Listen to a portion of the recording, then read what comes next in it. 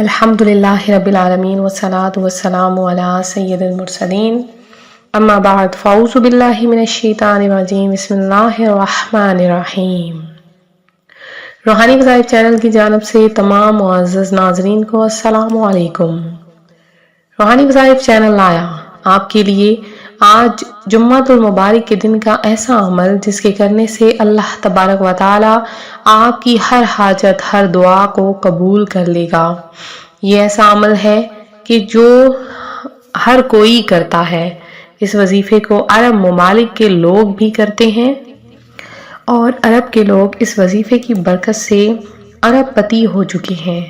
آپ جانتے ہیں جیسے کہ آپ سب کو معلوم ہے کہ عرب میں لوگ بہت زیادہ امیر و کبیر اور شیخ مانے جاتے ہیں۔ شیخ ان لوگوں کو کہتے ہیں کہ جن کے پاس بہت سا پیسہ، مال و دولت وغیرہ ہوتا ہے، اور انہیں معزز ترین بھی کہا جاتا ہے۔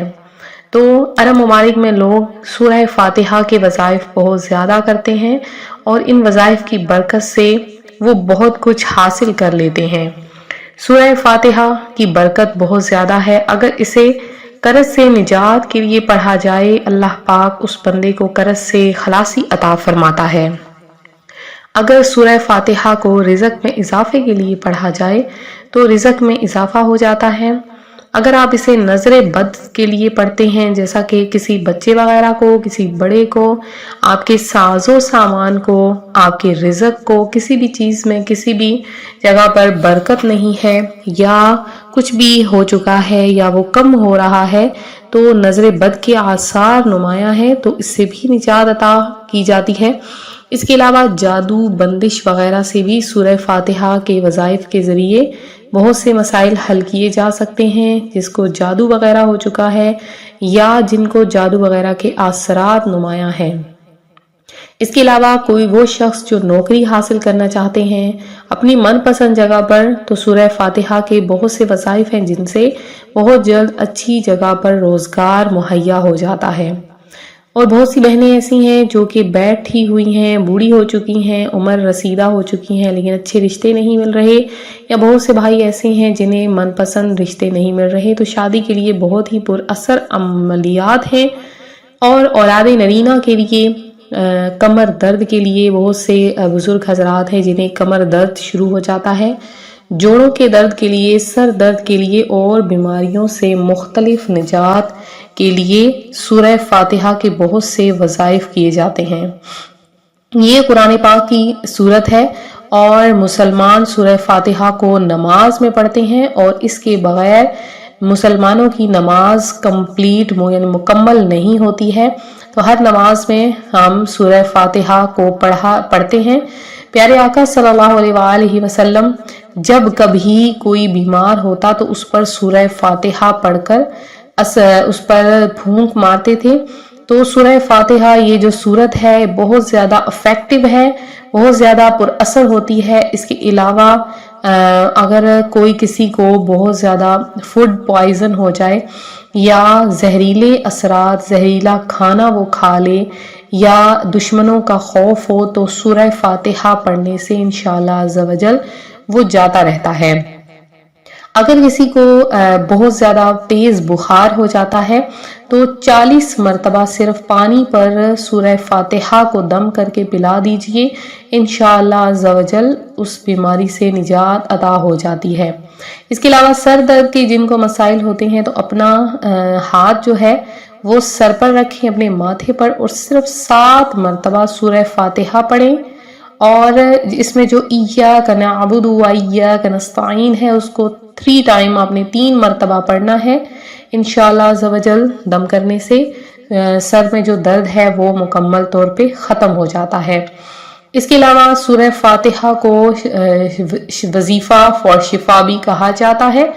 اگر آپ سورہ فاتحہ کو نماز میں پڑھتے ہیں، نماز میں پڑھنے کے بعد آپ پانی پر دم کرتے ہیں، پانی پر دم کرنے کے بعد اگر آپ مریض کو پلاتے ہیں، انشاءاللہ عز و جل ہر قسم کی بیماری سے نجات عطا ہوتی ہے۔ سورہ فاتحہ کے بہت سے فضائل ہیں۔ اگر آپ کاروبار میں ترقی چاہتے ہیں تو ہفتہ کے دن روزہ رکھیں، اور رات کو بالکل آپ نے خالی مکان میں آسمان کے نیچے کھڑے ہو جانا ہے، 1000 مرتبہ یا وہابو اور 7 مرتبہ سورہ فاتحہ پڑھیں۔ انشاءاللہ عز و جل 7 دن تک یہ عمل بلا ناغہ کریں، آپ کو بہت جلد مناسب جگہ پر نوکری ملے گی، اور اگر کاروبار میں ترقی کی نیت سے یہ وظیفہ کریں گے تو انشاءاللہ عز و جل آپ کو کاروبار میں بھی بہترین ترقی ملے گی۔ جمعۃ المبارک کا دن بہت زیادہ فضیلت والا دن ہے، بہت زیادہ برکتوں والا دن ہے۔ اس دن آپ نے کثرت کے ساتھ درود پاک پڑھنا ہے، زیادہ نہیں تو کم از کم 313 مرتبہ درود پاک ضرور پڑھیں۔